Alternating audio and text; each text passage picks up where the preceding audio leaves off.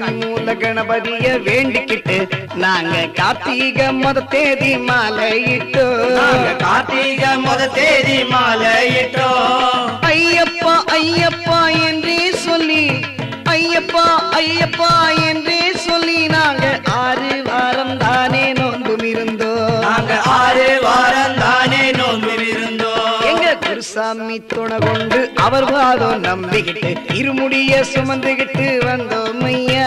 நாங்க இருமுடிய சுமந்துகிட்டு வந்தோம் ஐயா. எங்க குருசாமி துணை கொண்டு அவர் வாதம் நம்பிக்கிட்டு இருமுடிய சுமந்துகிட்டு வந்தோம் ஐயா. இருமுடிய சுமந்துகிட்டு வந்தோம் ஐயா.